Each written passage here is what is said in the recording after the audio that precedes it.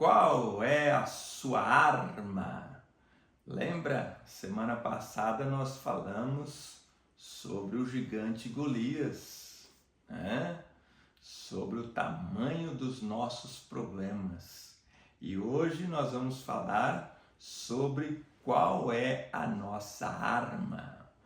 Aquele que habita no esconderijo do Altíssimo, à sombra do Onipotente descansará. Direi do Senhor, Ele é o meu Deus, o meu refúgio, a minha fortaleza, e nele confiarei, porque Ele te livrará do laço do passarinheiro e da peste perniciosa. Ele te cobrirá com as suas penas, e debaixo das suas asas te confiará. A sua verdade será o seu escudo e broquel. Não terás medo do terror de noite, nem da seta que voa de dia, nem da peste que anda na escuridão, nem da mortandade que assola ao meio-dia. 1000 cairão ao teu lado e 10.000 à tua direita, mas tu não serás atingido.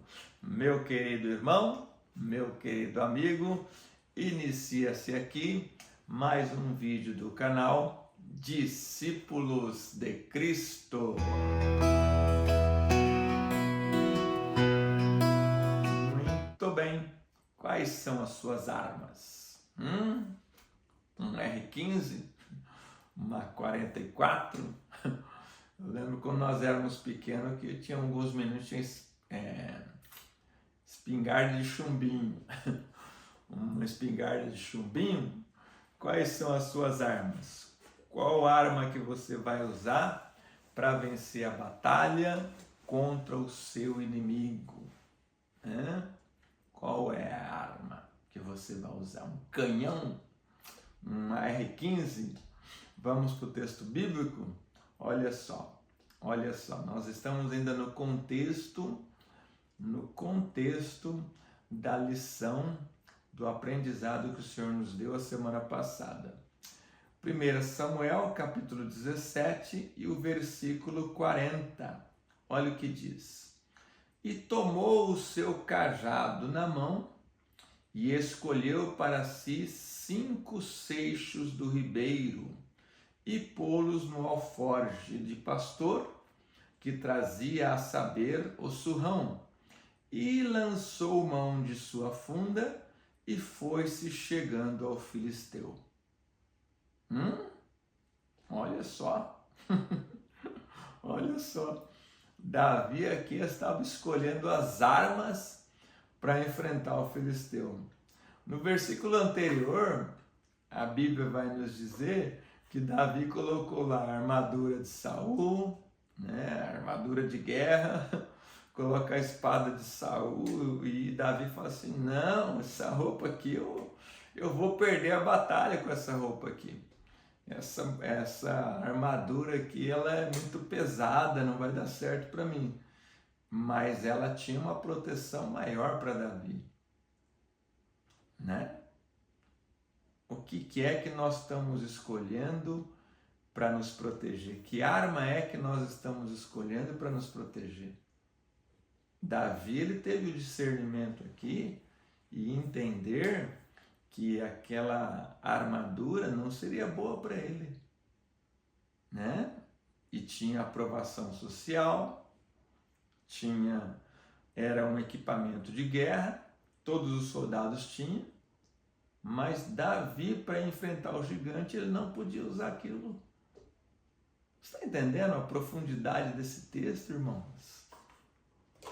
Nós temos que entender que o Senhor, nosso Deus, Ele nos dá sabedoria para nós fazermos coisas que aos olhos humanos parecem loucura. Esse é um dom espiritual, é o dom da fé. E nós temos que buscar esse dom. Nós temos que buscar isso do Senhor, nosso Deus. Então Davi vai ali, ele tem um embornar, vamos traduzir para o nosso idioma. uma bolsinha de couro, né? Ele vai ali, pega 5 pedregulhos, seixos, né? Pedregulho, pedras lisas, tamanho de um ovo, um pouco maior que de um ovo, né? E aí ele coloca aquelas pedras ali, e ali ele trazia um alforje, né? Ele coloca ali no alforje essas pedras, uma bolsinha, né? Coloca essas pedras ali. Agora olha que o detalhe, ele tinha um alforje de pastor. Ele tinha um alforje de pastor. Você que é novo na fé aí, que deseja alcançar degraus maiores no Senhor, fique perto dos pastores. Fique próximo de pessoas que têm mais idade que você. Deixa a turma um pouco de lado lá. Dá atenção para a turma, mas fique perto de pessoas mais sábias, pessoas com mais experiência. Eu e minha esposa, mesmo antes de nós começarmos a namorar, nós tínhamos esse hábito. Nós sempre ficamos com pessoas mais velhas que tinham ali algo para nos acrescentar, algo para nos ensinar. Eu tenho grandes testemunhos. Me lembro de uma vez que eu estava passando uma grande luta financeira, e o pastor Alcemiro, ele falou assim para mim: por que o irmão não faz um voto? E eu olhei para ele assim: voto? Como é esse negócio de voto? O irmão faz um voto que, se Deus te abençoar, você vai fazer tal coisa na obra de Deus e tá assim. E aí eu fui para o jejum e fiz aquele voto. Fiz um voto particular entre eu e Deus. Nem minha esposa sabia do voto. E a nossa conversa foi em agosto. Em dezembro, eu estava com aquela dívida resolvidíssima e já estava até adquirindo outras coisas já. Por quê? Porque eu andei com pessoas que tinham algo a acrescentar para mim. E se eu fico só no meio da turma ali, sabe? Esse negócio de ficar no meio de gente que só fala bobagem, que não acrescenta nada, um pouquinho é bom, mas sempre não é legal. Fique com pessoas mais sábias que você. Olha só, Davi pega ali 5 pedras. Por que 5?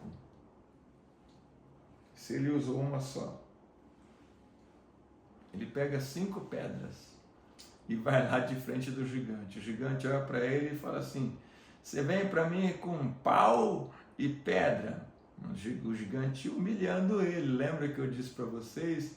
Aquilo não era um pau, aquilo era um cajado. Era um cajado. Um cajado, ele tem um sentido espiritual muito grande. Autoridade, né? Algo dado por Deus. Esse é o sentido de cajado, né? E o cajado é algo que identifica a pessoa,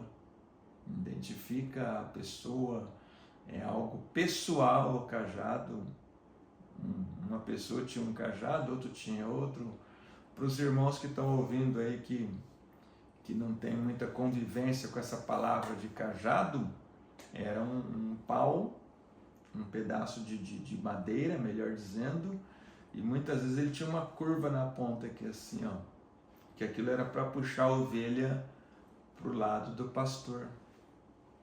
E Davi está ali com o cajado dele, com um embornal cheio de pedras e com estilingue. O estilingue dos hebreus, eu nunca fui de usar estilingue, mas eu acredito que o nosso estilingue é melhor que o deles. Porque o nosso estilingue tem a forquilha, né? A pessoa puxa a pedra ali e atira na forquilha. O dele não, o dele era de girar. Ele girava e aí em determinado momento ele soltava a pedra e a pedra ia até onde ele queria. Eu acredito que por uma lógica assim, o deles é mais difícil de usar do que o nosso. Porque o nosso, você consegue fazer a mira e tudo, né? Mas não vamos ficar aqui discutindo qual estilingue é melhor, se é o do judeu ou se é o do brasileiro. E vamos aos fatos aqui. Por que 5 pedras? Espiritualmente dizendo, alguns teólogos dizem, e eu gosto dessa explicação, que se refere ao nome de Jesus, que tem 5 letras. É uma boa explicação. Notem na imagem de Golias, observa a imagem de Golias, que ele tem, o capacete dele vem até aqui embaixo da testa. Então, se Davi erra um pouquinho ali, aquela pedra acertava no capacete e ele não tinha êxito. Porque Davi, ele acerta a pedra bem acima dos olhos aqui, assim, ó, bem na testa do gigante, o gigante, bum, cai de frente para Davi, né? E aí, quais seriam essas 5 pedras? Qual o significado dessas 5 pedras? É o que nós vamos descobrir hoje, as armas de Davi. Esse texto encontra-se lá em Isaías, capítulo 9, e o versículo de número 6. Olha o que diz. Porque o menino nos nasceu, lembrando que Isaías é o profeta messiânico. Um filho se nos deu, e o principado está sobre os seus ombros, e o seu nome será Maravilhoso, Conselheiro, Deus Forte, Pai da Eternidade, Príncipe da Paz. De quem que Isaías está falando aqui, irmãos? Jesus, né? Era uma palavra profética acerca do Senhor Jesus, né? E olha só o primeiro nome aqui, maravilhoso. Esta palavra maravilhoso, eu não consigo usar ela em outro lugar a não ser para se referir a Jesus. Não, eu não consigo. Ah, esse macarrão está maravilhoso. Essa comida, não, eu não consigo. Maravilhoso, para mim, apenas é o Senhor Jesus, né? Para mim, Ele é o Rei da Paz, o Rei de Salém, e maravilhoso para mim é o Senhor Jesus, né? É wonderful. Gostaram do inglês? Ai. É isso aí, não vou cobrar aula de inglês não. Hein, Marcelo? Marcelo deve ter gostado muito do meu inglês aqui, porque o Marcelo, ele é fluente em inglês. Então vamos lá, maravilhoso, né? O nosso Deus, ele é maravilhoso. Qual é a segunda pedra que ele pega aqui? Conselheiro. O Espírito Santo é o nosso conselheiro. Aqui nós estamos falando de um Deus triuno, da Santíssima Trindade, Deus Pai, Deus Filho e Deus Espírito Santo. E o Espírito Santo, ele é o nosso conselheiro, ele é o nosso companheiro, né? Eu me lembro, no começo da minha trajetória profissional e cristã, o meu conselheiro era o meu irmão, que está na eternidade, Carlinhos, que descansa no Senhor Jesus. Todas as dúvidas que eu tinha, eu conversava com o Carlinhos e ele me dava uma sabedoria, um discernimento muito grande para eu poder entender certas coisas. Hoje Deus me deu aqui 3 pessoas que eles são meus conselheiros hoje, e eu não vou citar o nome aqui por causa de ciúmes. Não vou começar a criar ciúmes no meio dos irmãos, mas eu acredito que eles sabem quem são eles, né? Eu já declarei isso para eles. Se eles esqueceram, aí não é problema meu. Aí a idade vai chegando e tem que tomar fosfosol.